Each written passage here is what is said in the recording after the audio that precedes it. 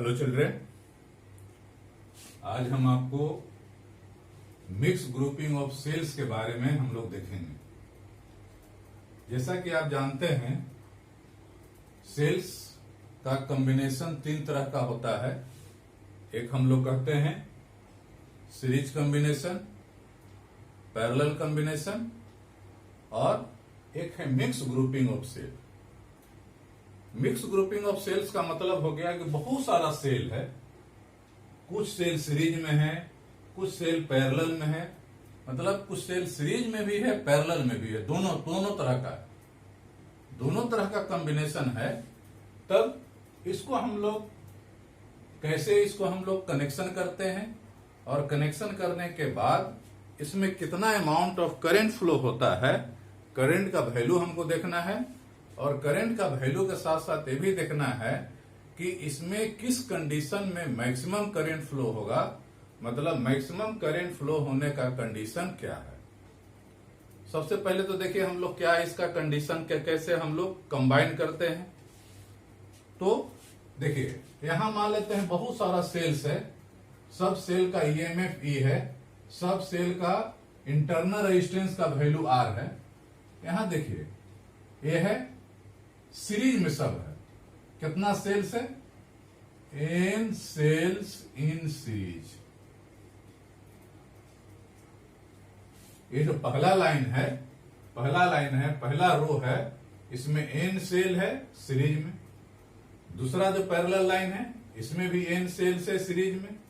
इस तरह पहला रो, दूसरा रो, तीसरा रो, चौथा रो, कितना रो है, मतलब पैरेलल लाइन कितना है, एम रो है, एम रो है। इसमें सीरीज भी है, पैरेलल भी है।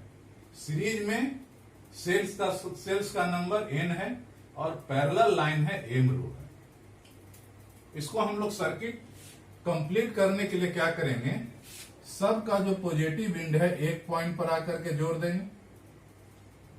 सब का पॉजिटिव विंड एक पॉइंट पर आकर के जुट गया, मान लेते हैं एक पॉइंट ए है। उसी तरह सबका नेगेटिव विंड एक पॉइंट पर आकर के जुट गया।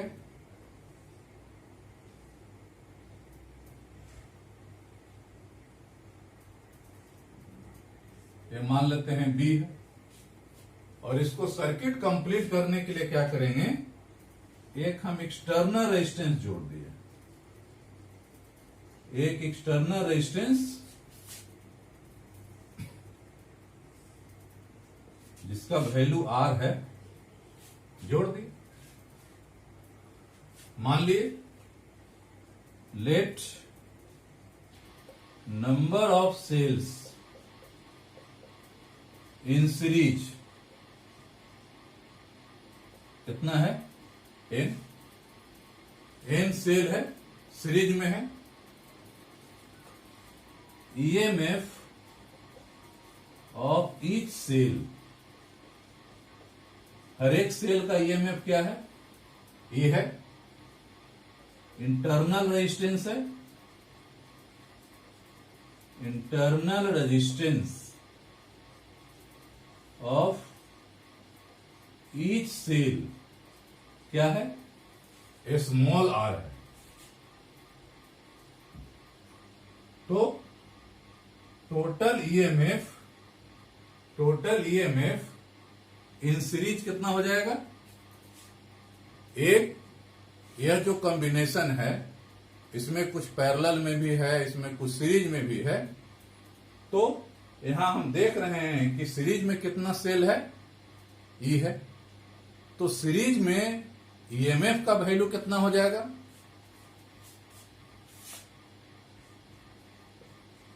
टोटल ईएमएफ इन सीरीज कितना हो जाएगा, एन ई।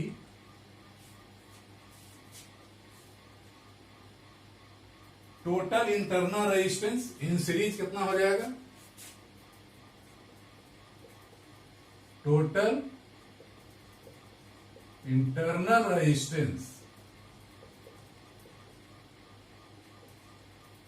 इन सीरीज। सीरीज में टोटल इंटरनल रेजिस्टेंस कितना हो जाएगा, देखिए, नंबर ऑफ सेल है इन, हर एक सेल का इंटरनल रेजिस्टेंस आर है, मतलब आर रेजिस्टेंस का इच कंबाइंड इन सीरीज, तो टोटल इंटरनल रेजिस्टेंस सीरीज में हो जाएगा एन आर हो गया। ऐसा ऐसा कितना है, नंबर ऑफ रो कितना है,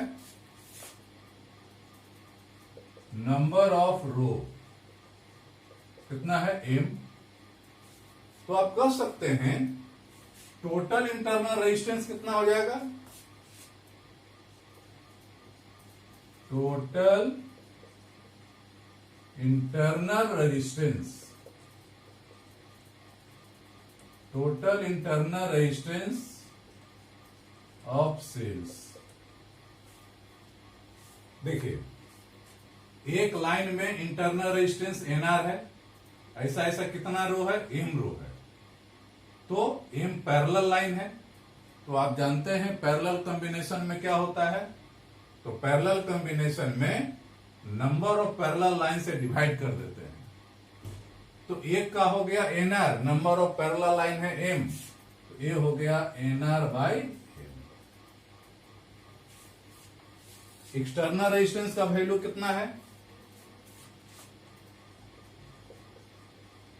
एक्सटर्नल रेजिस्टेंस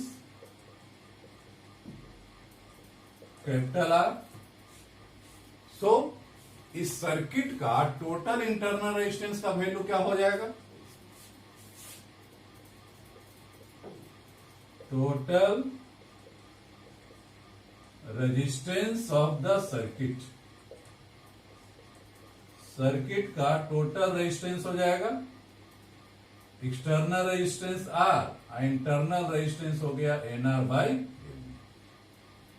तो total resistance of the circuit हो गया R plus NR by M. अब यदि इससे करंट फ्लो होता है, मान लेते हैं आई, तो करंट का वैल्यू क्या हो जाएगा, नाउ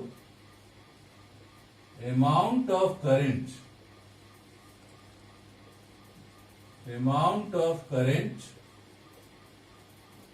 flowing through circuit से कितना करंट फ्लो हो जाएगा, I इक्वल टू जानते हैं total EMF by total resistance.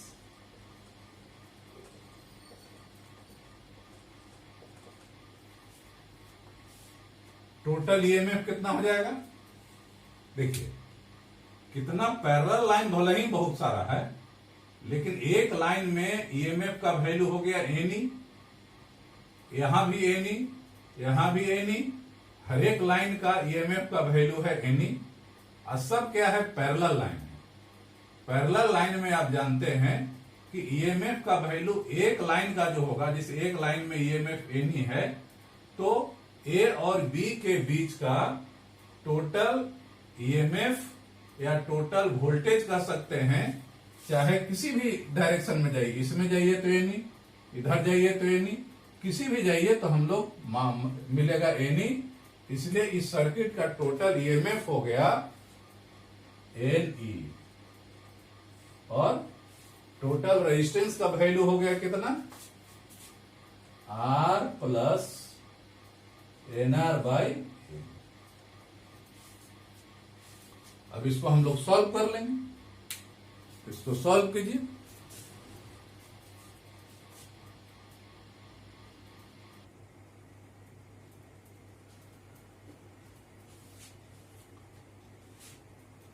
देखिए अमाउंट ऑफ करंट का वैल्यू हो जाएगा, इसको हम लोग सॉल्व करें,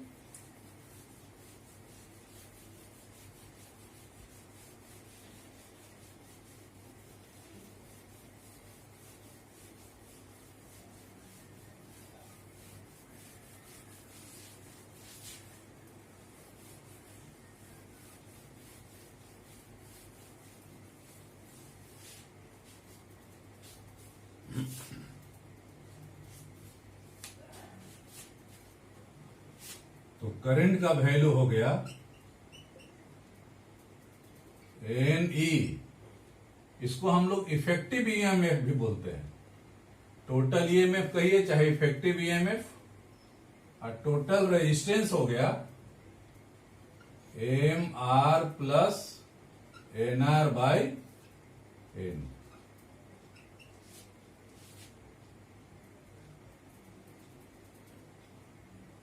या इसको कह सकते हैं M N R by M R plus N R. यहां कह सकते हैं एम इंटू एन क्या है, एक रो में नंबर ऑफ सेल कितना है एन, ऐसा ऐसा कितना रो है, ऐसा ऐसा कितना रो है एम, तो नंबर ऑफ सेल हो गया एम इंटू एन। तो ये हो गया एन, कह सकते हैं टोटल नंबर ऑफ सेल्स। ये क्या हो गया टोटल नंबर ऑफ सेल। तो हम लोग ये भी कह सकते हैं I इक्वल टू हो गया N R by M R plus N R. यही हो गया करंट का वैल्यू, ये हो गया करंट ऑफ द सर्किट, ये हो गया करंट का वैल्यू। इतना ही करंट ये सर्किट से फ्लो होगा। अब हमको देखना है कि यह जो करंट का वैल्यू मैक्सिमम कैसे होगा। कौन हम ऐसा उपाय करें कि करंट का वैल्यू मैक्सिमम होगा। क्या कहेंगे, condition for maximum current. Maximum current का क्या वैल्यू होगा। देखिए ऊपर वाले को हम लोग बोलते हैं न्यूमरेटर, नीचे वाले को बोलते हैं डिनोमिनेटर। तो यदि हमको चाहिए करंट का वैल्यू मैक्सिमम, तो ये जो नीचे वाला डिनोमिनेटर है, ये डिनोमिनेटर का वैल्यू मिनिमम होना चाहिए। कर सकते हैं फॉर मैक्सिमम करंट,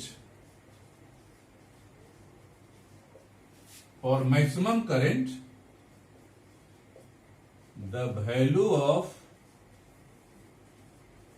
denominator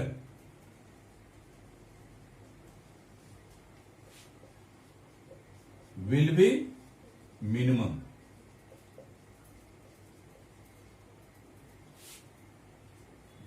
चाहते हैं कि करंट का वैल्यू मैक्सिमम हो, इसके लिए क्या करना होगा, यह जो डिनोमिनेटर का वैल्यू है, डिनोमिनेटर का वैल्यू होना चाहिए मिनिमम होना चाहिए। अब मिनिमम कैसे हो गया है, ये मिनिमम कब होगा। तो मिनिमम निकालने के लिए हम क्या करें, ऐसा करते हैं, मिनिमम करने के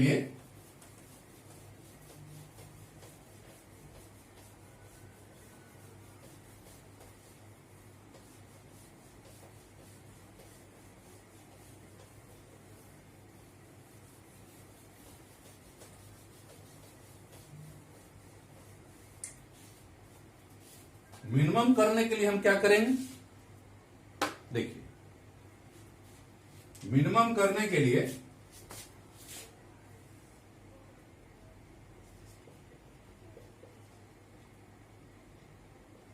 M R plus N r,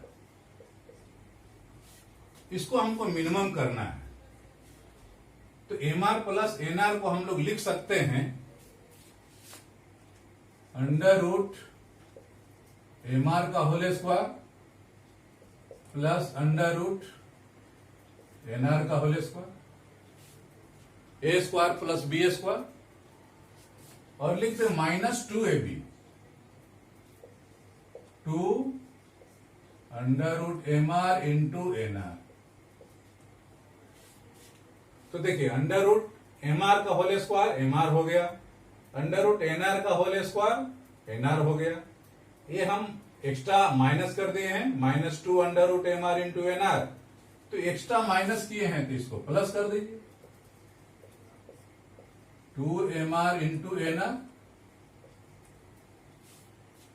इससे हमको फायदा यह हुआ, यह जो टर्म है a square plus B square minus 2ab के फॉर्म में आ गया। तो a square plus B square minus 2ab ये हो गया ए माइनस बी का होल स्क्वायर, मतलब under root M R minus under root N R का होल स्क्वायर। आई बच गया 2 M R into under root N R. अब कहता है कि ये सारा टर्म तो पॉजिटिव है, ए भी पॉजिटिव है, ए भी स्क्वायर है तो पॉजिटिव है।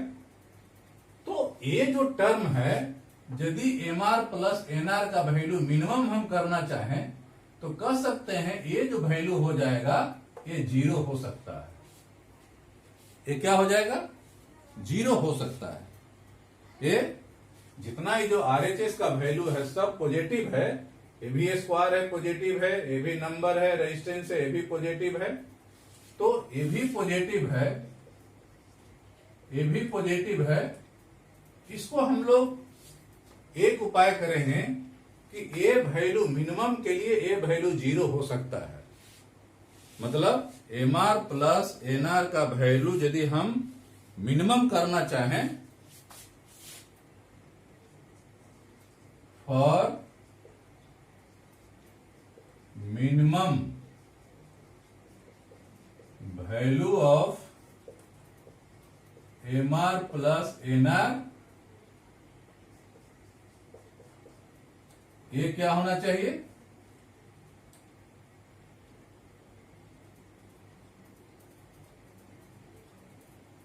Under root M R minus under root N R का वैल्यू, ये वैल्यू हो जाएगा 0।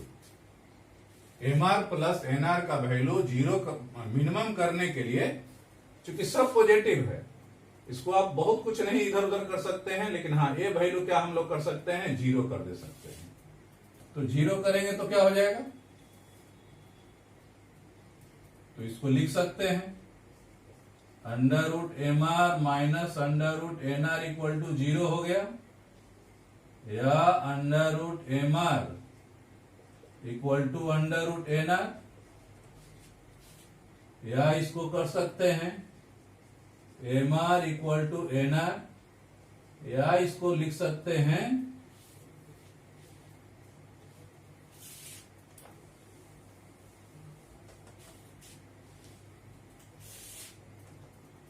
या M R equal to N are, तो आप लिख सकते हैं R equal to N R by.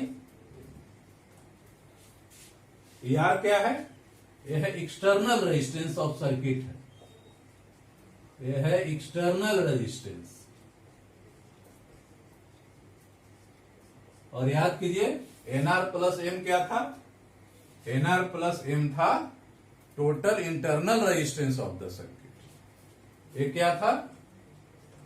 Total internal resistance, internal resistance of the cells. कहने का मतलब है कि यदि हम चाहते हैं कि करंट का वैल्यू मैक्सिमम हो, तो मैक्सिमम करंट के लिए यह जो डिनोमिनेटर का वैल्यू ये होना चाहिए मिनिमम। और ये डिनोमिनेटर का वैल्यू यदि मिनिमम होगा M R plus N R, ये वैल्यू मिनिमम कब होगा? ये वैल्यू मिनिमम तब होगा जब ये जो वैल्यू है ये वैल्यू 0 होगा। इस वैल्यू को हम 0 कर सकते हैं क्योंकि इसमें हम बहुत ज्यादा चेंज नहीं कर सकते हैं। यही को हम लोग क्या कर सकते हैं, इस तरह हम वैल्यू एडजस्ट करें कि ये वैल्यू हो जाए 0। तो ये वैल्यू 0 हो गया। यदि ये वैल्यू 0 हो गया तो इसको हम सॉल्व कर रहे हैं, तो capital R equal to N R plus N R by M हो गया, जहां आर कैपिटल आर है external resistance, N R by M है इंटरनल रेजिस्टेंस। मतलब मैक्सिमम करंट के लिए क्या होना चाहिए? एक्सटर्नल रेजिस्टेंस का वैल्यू टोटल इंटरनल रेजिस्टेंस के बराबर होना चाहिए। ये है कंडीशन फॉर मैक्सिमम करेंट। तो लिख सकते हैं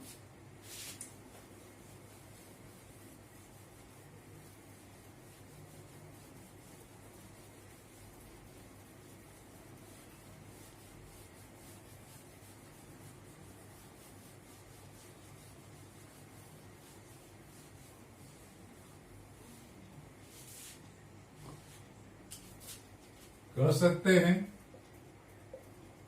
in mix grouping of cell, mix grouping of cell, in mixed grouping of cell for maximum current,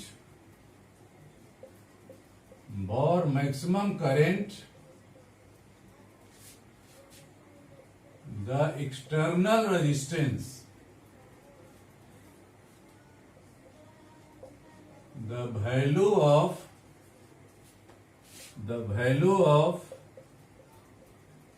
external resistance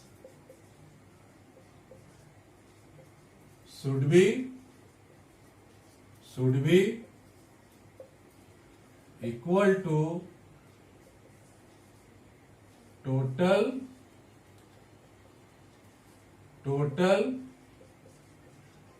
internal resistance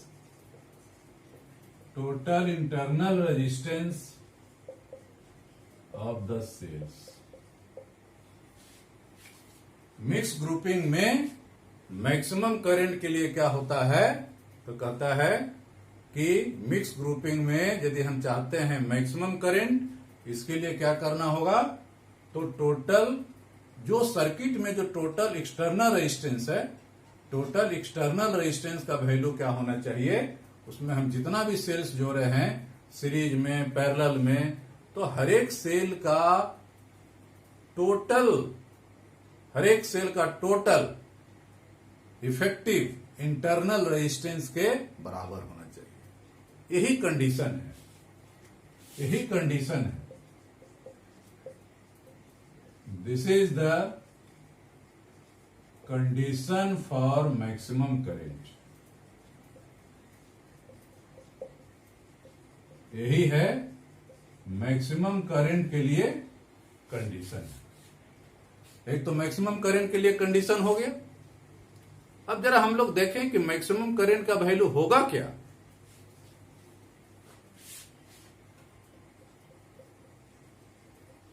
now maximum current का वैल्यू होगा क्या, आई मैक्स अभी हम लोग निकाले थे, MNE by MR plus NR।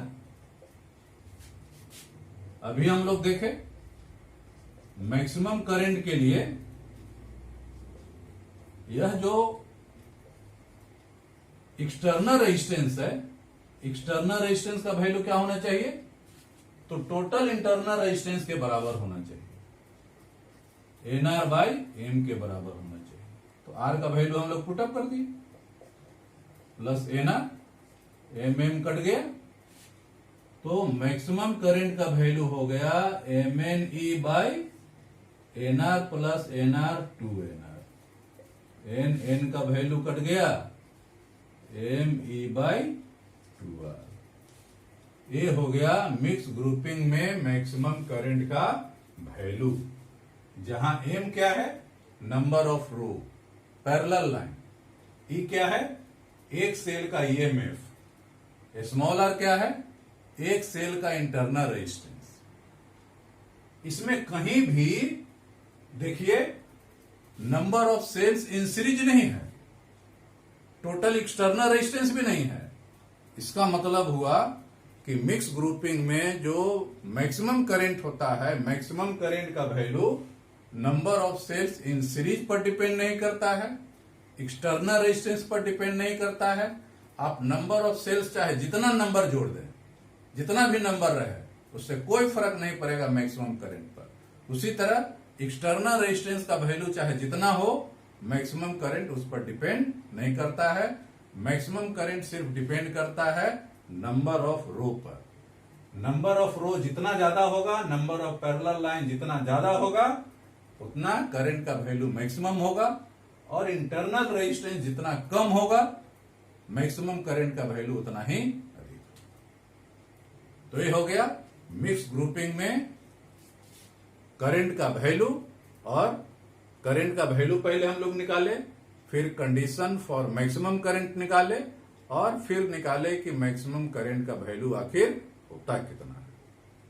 तो चलिए, ये हो गया मिक्स ग्रुपिंग। अब जरा इस पर हम लोग एक क्वेश्चन देखें। एक क्वेश्चन देखिएगा।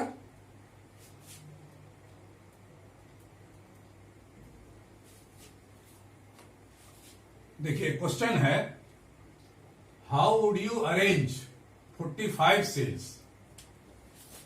क्या कहता है, नंबर ऑफ सेल्स है, number of sales,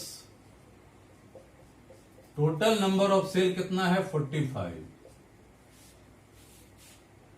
each of EMF, EMF का वैल्यू कितना है 1.4 volt, and internal resistance of cell small r कितना है 0.1 ohm. To send maximum current, maximum current जाता है through an external resistance, external resistance का value कितना है 0.5 ओम। तो कह रहा है calculate the maximum current, maximum current का वैल्यू निकालिए।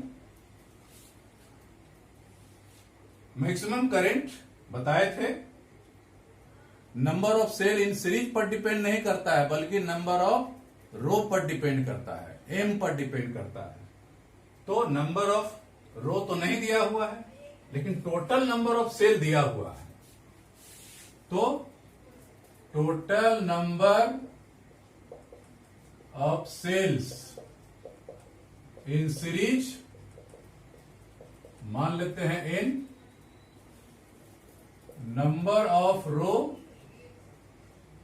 कितना है M, so M into N, ये कितना हो जाएगा, ये टोटल एन के बराबर हो जाएगा 45,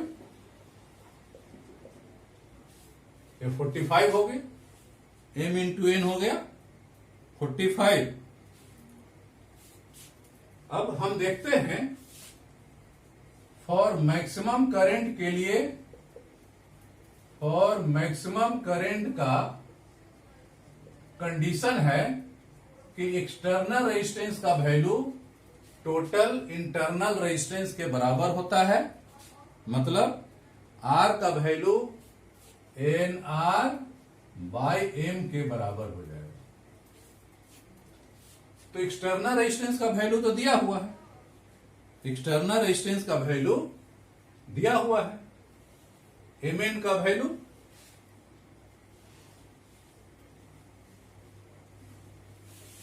आर का वैल्यू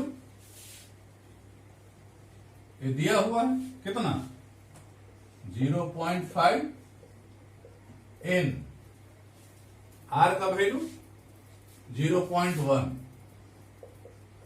डिवाइडेड बाई एम, मतलब कह सकते हैं 5m equal to N, 5m equal to N. इसको आप इक्वेशन नंबर 1 मान लीजिए, इसको इक्वेशन नंबर 2 मान लीजिए, ये वैल्यू पुटअप कर दीजिए। Putting this value in equation 1, तो कितना हो गया एम एन इक्वल टू हो गया 45, एम एन इक्वल टू क्या है 5m इक्वल टू 45, तो हो गया 5m स्क्वायर इक्वल टू 45, तो m square equal to 45 by 5 9, तो m का वैल्यू हो गया, मतलब नंबर ऑफ रो कितना हो गया 3 हो गया।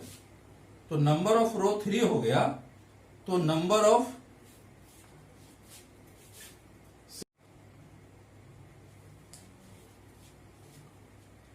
यहां क्या हो गया, एम का वैल्यू 3 हो गया। एम का वैल्यू 3 का मतलब क्या हो गया, एम क्या है, एम हम लोग माने हैं नंबर ऑफ रो, ये हो गया नंबर ऑफ रो, एम हो गया नंबर ऑफ रो, मतलब नंबर ऑफ पैरेलल लाइन हो गया 3। जब नंबर ऑफ रो हो गया, नंबर ऑफ पैरेलल लाइन हो गया 3, तो एक पैरेलल लाइन में, एक रो में number of cells, number of cells in series कितना है, एन का वैल्यू, एन का वैल्यू कितना है 5n, 5n मतलब 5 इंटू 3 15 हो गया। मतलब इस मिक्स ग्रुपिंग में जो क्वेश्चन कह रहा है, how would you arrange 45 cell, each of EMF 1.4 volt and internal resistance इतना to send maximum current through the external resistance इतना, कैलकुलेट द मैक्सिमम करंट। मतलब यहां जो हम लोग मिक्स ग्रुपिंग में है, तो मिक्स ग्रुपिंग में how would you arrange 45 cell, तो 45 सेल को हम कैसे अरेंज किए, तो कहता है कि जो मिक्स ग्रुपिंग में हम लोग अरेंज करेंगे, number of cells, number of cells in series हो गया, एन का वैल्यू हो गया 15, और नंबर ऑफ रो या नंबर ऑफ पैरेलल लाइन कितना हो गया 3 हो गया। टोटल सेल हो गया 45 हो गया। अब मैक्सिमम करंट कितना फ्लो हो गया, to send maximum current, calculate the maximum current. Direct हम लोग मैक्सिमम करंट का भी फॉर्मूला लगा सकते हैं, या हम लोग इस तरह भी कर सकते हैं, M N E by M R plus N R. M का वैल्यू कितना है, एम का वैल्यू हो गया 3, एन का वैल्यू हो गया 15, ई का वैल्यू हो गया, ईएमएफ का वैल्यू कितना था, ईएमएफ का value 1.4, M number of row कितना आया 3, एक्सटर्नल रेजिस्टेंस कितना है 0.5, एन कितना है 15, इंटरनल रेजिस्टेंस का वैल्यू है 0.1, तो ए वैल्यू हो गया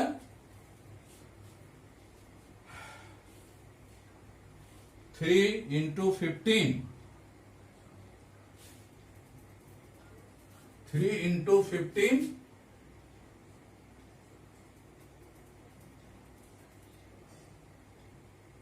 इसको कैलकुलेट कीजिएगा, ये वैल्यू हो जाएगा 21 एम्पियर।